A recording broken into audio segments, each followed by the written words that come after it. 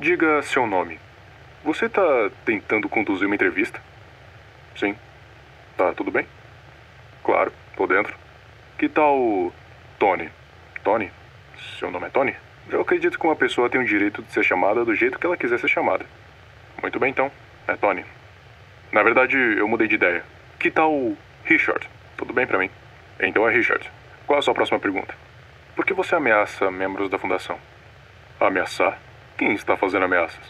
Você previu o número de eventos infortúnios envolvendo a fundação, incluindo o fim do mundo. E algum mal veio disso? Você assassinou o agente... Doutor, eu acredito que você tem uma impressão errada de mim. Como? Eu não sou o cara mal aqui. Eu não estava ciente que havia um cara mal envolvido. Ah, existe sim. Quem? SCP... Não existe nenhum SCP com essa designação. E não vai existir por um bom tempo. Bem, é claro que não. Ela nem sequer nasceu ainda. Muito menos foi classificada pela sua fundação. Há mais alguma predição? Esse é o seu despertador. Olá, amante do terror. Já ouviu falar no This Man? Eu já fiz um vídeo sobre ele, inclusive. O This Man é um homem que aparece nos sonhos, SCP-990 também, mas a principal diferença entre os dois é que os sonhos em que o This Man aparece não tem nem pé nem cabeça, e os que o 990 aparece têm um significado especial e bem ameaçador. Ele não aparece nos sonhos de ninguém, além dos funcionários da fundação, e nunca nos sonhos de alguém aleatório, porque simplesmente não teria sentido aparecer nos sonhos de alguém que não teria a menor ideia do que fazer com as informações que ele passa. E de que informações eu tô falando? Futuras catástrofes. Tudo começou com o pessoal da fundação comentando sobre um cara aparecendo nos sonhos e contando sobre futuros desastres. E o cara que eles falavam tinha a exata mesma aparência, mas ainda não era considerado um SCP.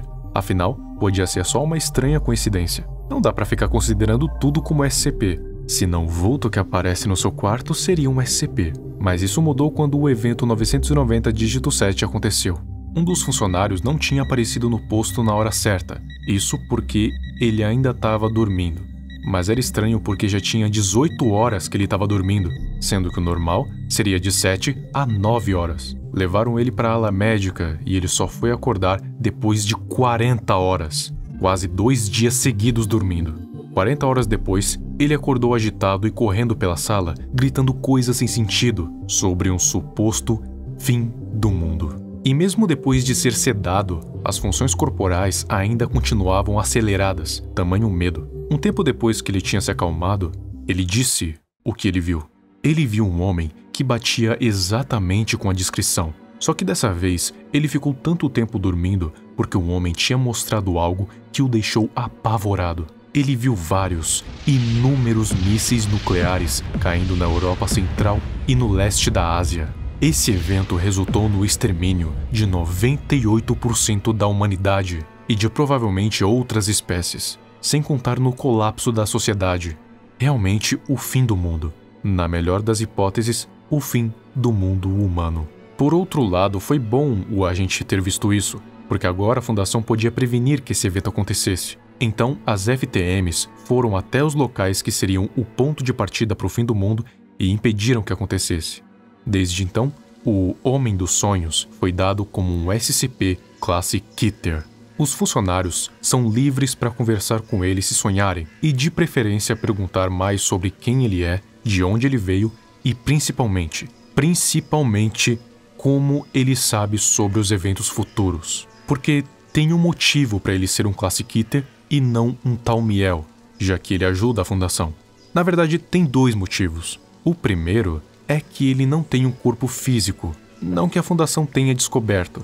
Então, ele é um ser impossível de se conter, até então.